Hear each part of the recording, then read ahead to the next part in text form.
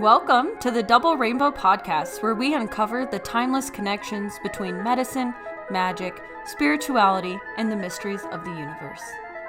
We bring together spiritual practitioners to share their knowledge and wisdom for the benefit of the collective. So I'm Olivia. I'm Raven. And today we're talking about channeling, corruption, and discernment. Join us as we dive deep into the controversy surrounding channeling the divine and reveal the story of Ramtha's School of Enlightenment, a spiritual group that's gained notoriety for its New Age beliefs and its founder, J.Z. Knight, who channels Ramtha, an Atlantean warrior who lived on Earth some 35,000 years ago. Throughout this discussion, we'll talk about how to practice spiritual discernment, what red flags can indicate cult-like behavior, and how to channel yourself instead of relying on outside sources. So channeling is a sacred ancient practice, but it's not only for the chosen ones. However, what comes with this great potential is also great responsibility and opportunities for corruption, as we'll see. We are perfectly imperfect vessels that can broadcast a wide variety of energy and entities. There's truly unlimited potential, but it isn't without consequence. What direction would you like to take that potential? And if you do already, or you would like to intentionally channel, what is the purpose in doing so? Consider how you practice discernment when exposed to channeled materials and when you are doing your own work. So we are going to start by talking about the beginning of Ramtha, how she channeled this entity and really just what happened. So it is fascinating. Essentially, we could go back to her childhood where there are reports that her mom was told by a psychic that she was going to reveal the truth someday, and apparently is now doing that. But really what happened was when she was, I believe, 31, her and her husband had learned about pyramid power. So if you've ever heard about pyramid power, essentially if you can model a pyramid in the same angles with the same chambers as the pyramids in Giza, you could initiate yourself, or you could sort of channel the cosmic energies through the pyramid. So they spent all weekend, they built these pyramids out of paper, and apparently she stuck it on her head as a joke, and a light being appeared, which is pretty, throughout the time, stories kind of show a light being appearing. And this light being was Ramtha. And Ramtha apparently lived in Atlantis 35,000 years ago, or so he says.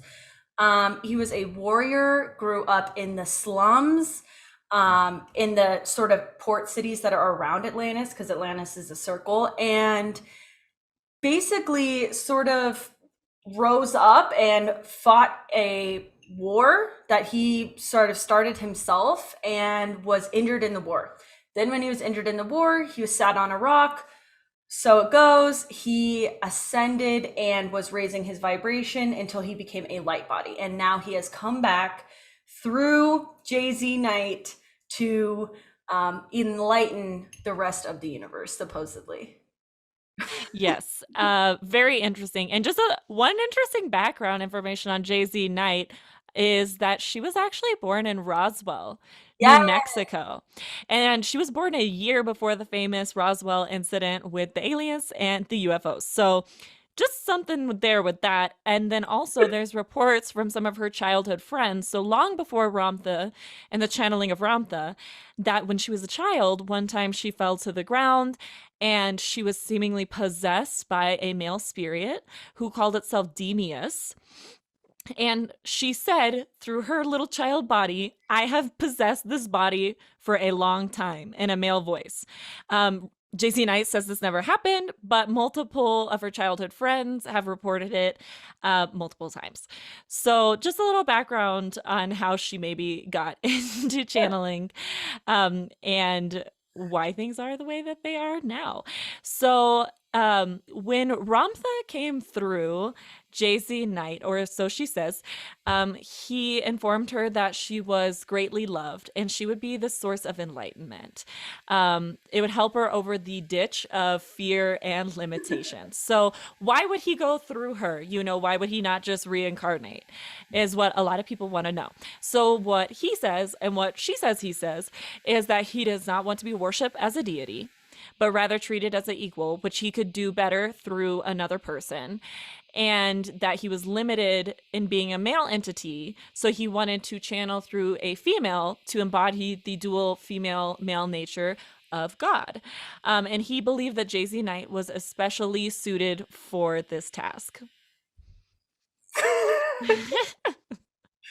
One person in the whole world, The apparently. only person. Yeah. Um, so what happened as well, like when she started channeling Ramtha, like how did she um grow her audience type of thing? So she started doing events in the 80s. I think late 70s as well, but it really gained traction in the 80s. And after getting a lot of success with these events that she was hosting and channeling Ramtha, she created what was called Ramtha's School of Enlightenment, which still exists today in Yelm, Washington, on an 80-acre estate. That was in 1998 that this was created. So events are held and were held on the estate in what's called the Great Arena, which is actually a converted horse stable.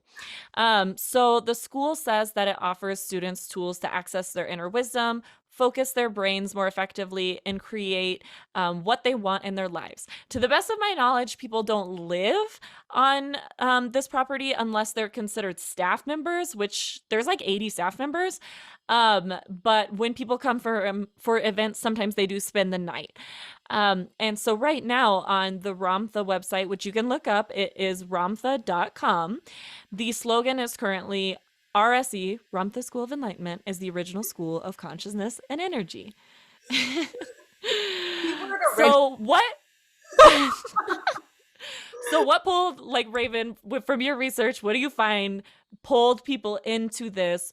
What were some of the things that enticed people or were interesting or seemed truthful that really, had Ramtha and Jay-Z Knight take off? Yeah, I think it's so easy to see how people were sucked into this. And I mean, people are still following this school today. There are still Yes. members actively today. So these are very common and inspiring, like new age methods. Some of the things that they were doing was practicing telepathy, right? Where someone or remote viewing. I do this with Mm-hmm. my friends, so I understand why people would be like, that's interesting. The concept that we can create our reality with our thoughts. That is one of the, basic principles of a lot of spirituality is taking control of yourself and where your thoughts are taking you and forming your future. So I totally understand this. Very new age. Yeah, and I think that it did start out really with this sort of pure idea of we're going to practice telepathy, we're going to trust in ourselves, we're going to look Yeah. in, and it sort of went from within to without, and Yes. that's where I think it's gone gone awry a little bit. Yeah, and if you watch some of the videos of like her early followers, as I would call them, a lot of them talk about how the love that they feel in the channeling sessions and the love they see coming from her or his eyes during the channeling. So there's definitely this really positive or high vibration at points Right. that can draw people in. And so the students are taught, it's interesting. So there's really a mix here of Western and Eastern mysticism, occult, as well as Jungian philosophy, and some other things that Ramtha brings through in their teachings. So the students are taught about levitation, which is really popular in Eastern mysticism, raising the dead, that's an occult practice, making gold appear, alchemy, and predicting the future, which is a part of a lot of different forms of mysticism. So these aren't new concepts, but you have to consider, at the time in the late 70s and the 80s, people didn't have the internet. So maybe this was new information to them. So Ramtha also taught that they would ascend, or these practices would lead them to ascension, and they would go from the physical body into a light body. Also, not a new concept. So, I think that's the hook right there too. yes, um Escape, you know what I mean, like escape from this matrix, or escape from whatever it is that they're feeling. She's promising, if you do these things, if you practice this, then you'll ascend out of your physical body into your light body. And I think totally. that is the real kicker, and it is sort of an underlying theme in a lot of spirituality, is this ascension or evolution, the spiritual evolution type of thing. So Totally. And interestingly, for a long time, her or his channeling sessions were closed to the public. They were only for people who signed up. But in 1997, Jay-Z Knight and or Ramtha decided that they wanted to allow in journalists to the School of Enlightenment for one of the seminars, as well as scientists. So there were parapsychologists, there were, I believe, physicists there, and some other different, doctorates, people who had doctorates in whatever their field is. And so at this time, they measured her vital signs. So Knight's pulse, her respiration, and a few other things were measured while she was doing a channeling session. And the researcher that did this, Stanley Krippner, said that the results that they got from the psychological and physiological testing were unique, and it was beyond their ability as to how somebody could fake them. So the physiological changes that were happening were just so different than what was Jay-Z Knight's original, physiological state. There was a huge change, and they didn't understand how somebody could fake something like that, which then led a lot of people who were skeptical at the time to actually believe what was happening was real channeling. what's interesting there too is there was sort of a small controversy in that when she decided to invite these people, she also paid for them to come there. So she paid for their living, Yes. come there, they paid for their flights and all that. So there was a few people that were a little bit questionable on if this information was going to be skewed to help her versus actually give the truth. So we really don't know, besides that, what they released. So I think that's Exactly. even that sort of factual information. Is it corrupt? Do you know? Exactly. That's a great point. We don't know. As with many things in this case. So there are definitely these little, nuggets in her teaching of that were helpful to people and that drew people in. Yeah. But there's also a lot of controversy surrounding Ramtha and the School of Enlightenment. And Raven, you did some really interesting research on the hierarchy, on the spiritual hierarchy that exists. So if you could share a little bit of that. Yes, this is fascinating to me. So for all of the teachings that Ramtha has, which is, we are all God, we are all source, we are all creator. For some reason, there is a hierarchy still, which doesn't make any sense if we're all one. But this hierarchy was about, you could join specific groups, and these groups had access to information that the other groups didn't. So you would build your way up. You would do these courses, you would do these events, these classes, and make your way in. And someone that was pretty high up in there has sort of come back and been like, if you don't go to at least 2 events a year, you get dropped all the way to the very beginning. So it's kind of, and these events cost A little pretty, suspicious. pretty penny.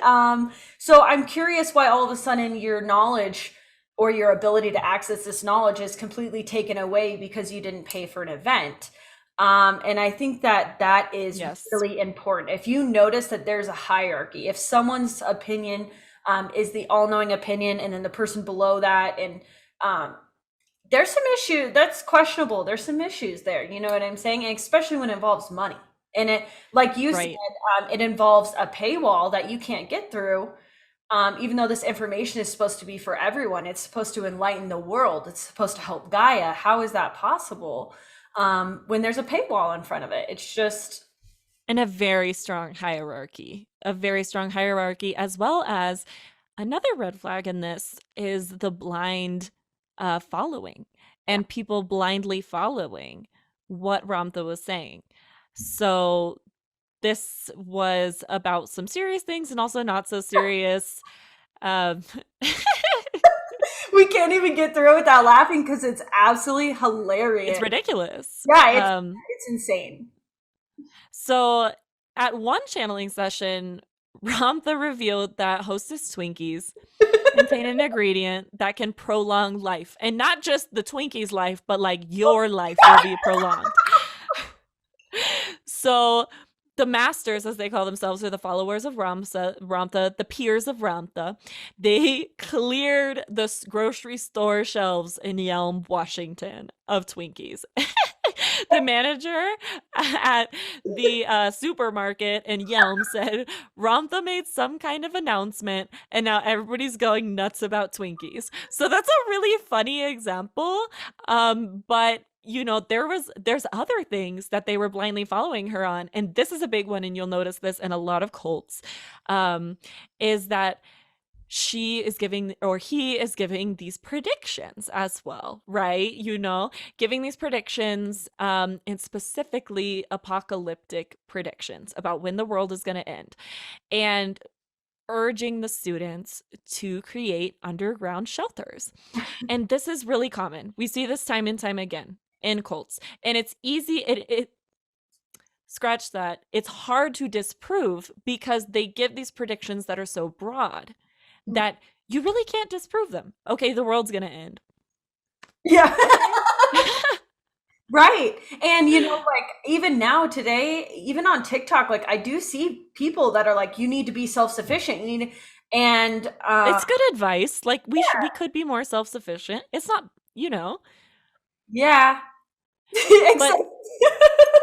there's there's a difference, you know, between talking about the fragile nature of our environment and, you know, the human's effect on our environment and potentials that could happen from that. There's a difference between that, you know, and saying there is going to be this cataclysmic event that's going to happen in your lifetime, and if you don't have an underground shelter, you will die.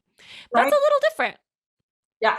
Do you listeners, like, do you sense the difference there, like in those two things? And not to mention some of the predictions that people are so shocked by, oh wow, that's real. They were just mimicking science, you know. One of her predictions was, and I took this from ramtha.com, is in the future seas will rise far higher than they are today. The question is whether it happens quickly or slowly. Haven't we known that? Yeah. For how long? How many years? 30 years?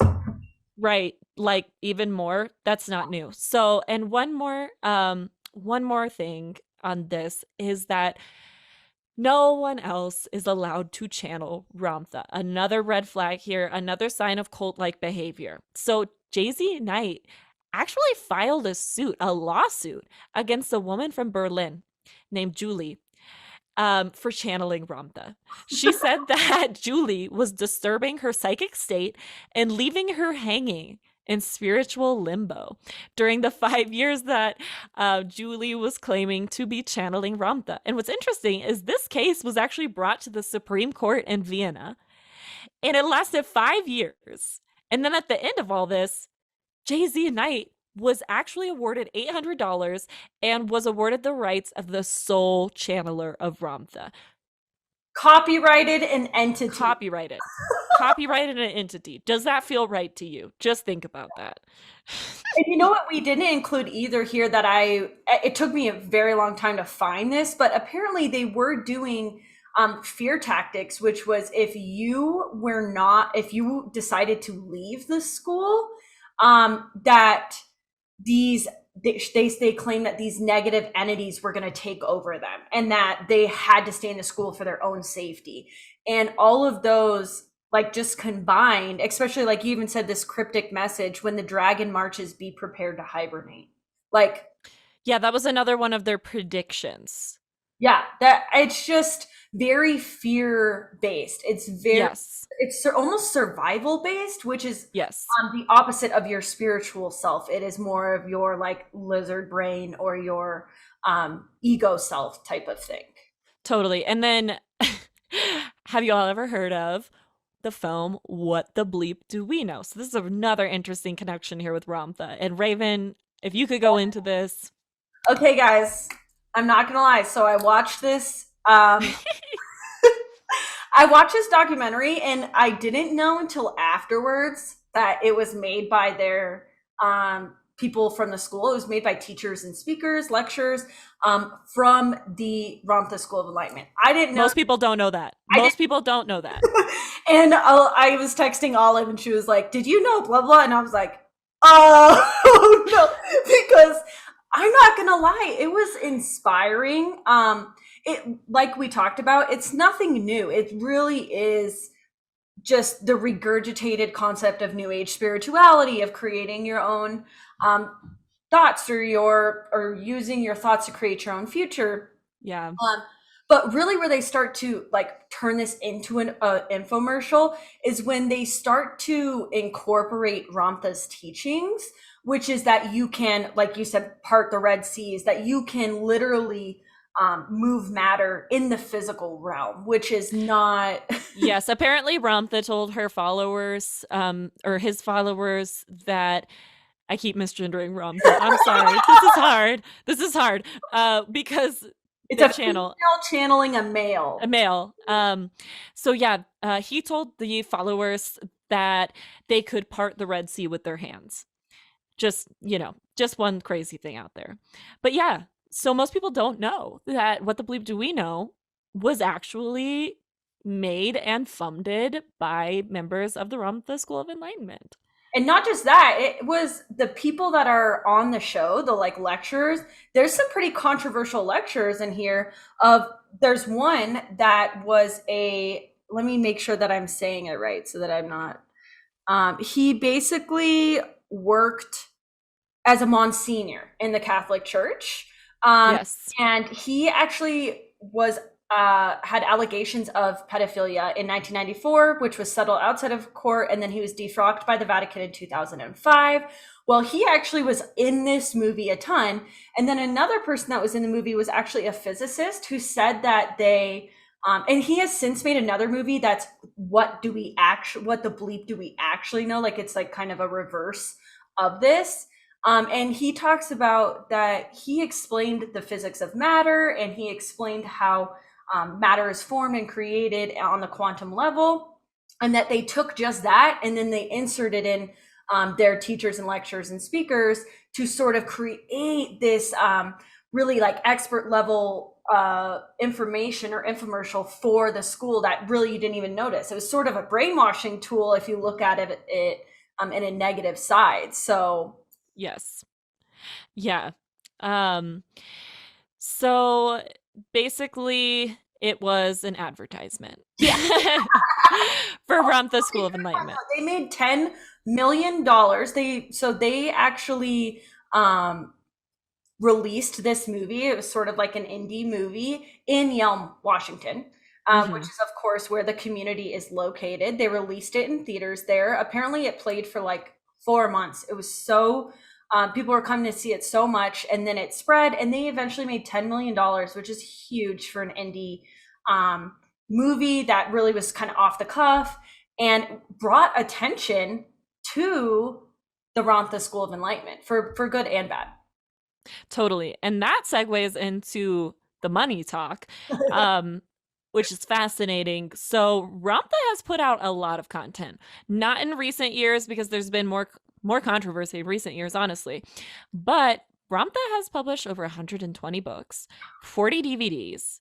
And also a lot of the money comes from these seminars that they have, or whatever you want to call it, the teachings that they host at their school. So it started off as cheaper. I believe it started off like when you wanted to go to one of these seminars or something, it was only like $100. And then the price has just continued to increase. And okay, there's inflation and stuff like that. However, it has got to the point where Jay-Z Knight was making $200,000 from one event. And just imagine, and she's doing multiple events a month, Yeah. you know? So it's hard to find the exact financial information, but it's estimated. Sorry, can you I repeat said, that? which is sketchy.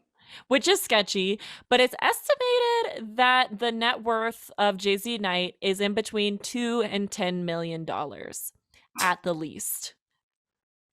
2 and 10 million. That's a big. We just can't seem to get like tax figures. We can't. She won't divulge anything. And it said like one person pegged it at 10 million, but who really knows? You know what I'm saying? It could be so much bigger than that. Right, right. And like we're not saying there's something wrong with charging for spiritual work because we're both spiritual practitioners who do that. Like we're people, we have to eat, we have bills to pay. But there's a line where you cross into exploitative, and that's what I feel has happened here. Some people might have different opinions on that, but personally, that's how I feel with all of this undisclosed financials, and living in absolute crazy wealth, while charging a high price to access the spiritual truths. That right there is scary.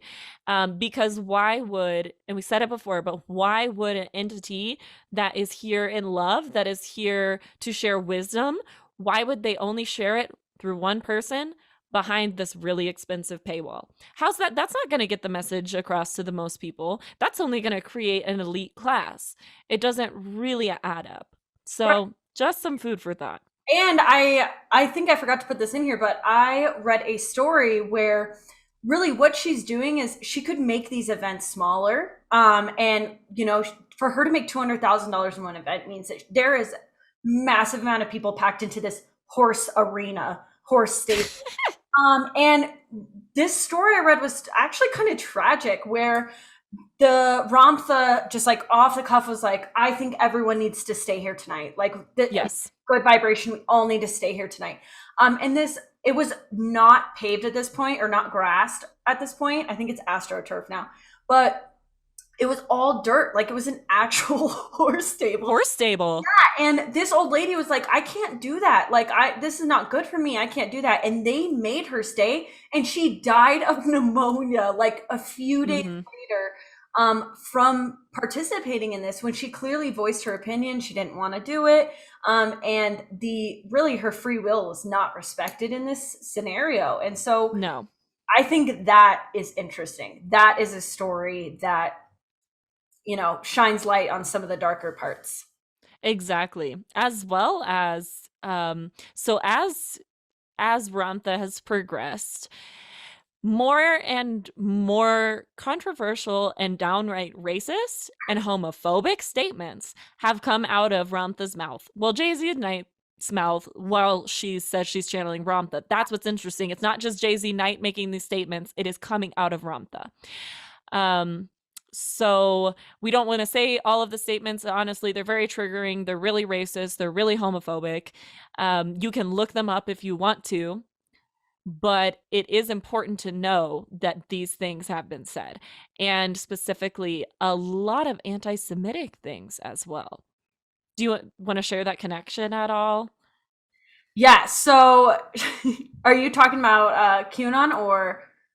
Both. I mean, QAnon is related to neo-Nazis, so Yeah, I found it interesting that on like the larger neo-Nazi web pages and forums and discussions, they actually quote Ramtha and look up to Ramtha as this New World Order anti-Semitic speaker of like, yeah, that's exactly what we want. That's how brutal these quotes are that she has been caught saying. And these quotes were on camera. Okay. She was videotaped. Ramtha was videotaped, speaking these very opinionated, very heavily charged quotes.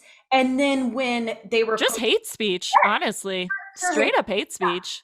And when they were posted online, all they've done in response, because this has been the biggest controversy, is purely to say that it was taken out of context and that's it. They're not providing anything further. They're not providing the context. They're not providing why they would even be talking about these kinds of things in a spiritual retreat. So the connection goes even deeper with the anti-Semitic into QAnon, where she's had the leaders of QAnon come to her retreat in Yelm. And someone who was inside of those said that they were all wearing QAnon shirts. They were only discussing QAnon when supposedly it's these Ramtha School of Enlightenment teachings. So I find it fascinating that throughout this period, and as we get more into politics, that all of a sudden this entity is political. Right. And like highly political. So in 2017, there was a recording of one of Ramtha's channelings where he said that the students were stupid and misinformed if they thought Hillary Clinton would win the White House, and that Trump was going to avert the country and the world away from Armageddon, great suffering for 7 years, sounds a little biblical if you ask me, World War III, starvation, ruination of nature. Woo. Okay, so just as you could tell, this is controversial for a reason, and just a few more things, and then we're going to go into channeling for yourself. And it's not all BS, just things to look out for. So well, I think that also while we're here, let's talk about how, what we're giving you guys this story. When you look at just the facts, it's pretty easy to see like this could be a cult. This falls into cult-like behavior. But what we really need to get out to you guys is that this happened slowly. Exactly. This happened over a long period of time. And it didn't start out this way. The people that were coming to this School of Enlightenment were really attracted to these spiritual truths. A lot of this is what we teach today. It's what me and Olivia talk about. It's a lot of this is has truth to it. It's just not the full truth. It's not the full perspective. And we've noticed that over time, it's sort of the information has started to degrade into purely just opinion, it seems like. And devolve into racism, anti-Semitism, hate speech, connection with QAnon. I mean, there were red flags in the beginning, but it really went downhill. I mean, just honestly, vibrationally, it's the opposite of love. It's the opposite of ascension, the light body. So I think that people are having an easier time now after all of this has come out. But Jay-Z Knight and Ramtha that she was channeling were very private. I mean, like we said before, you couldn't get into the school without their permission.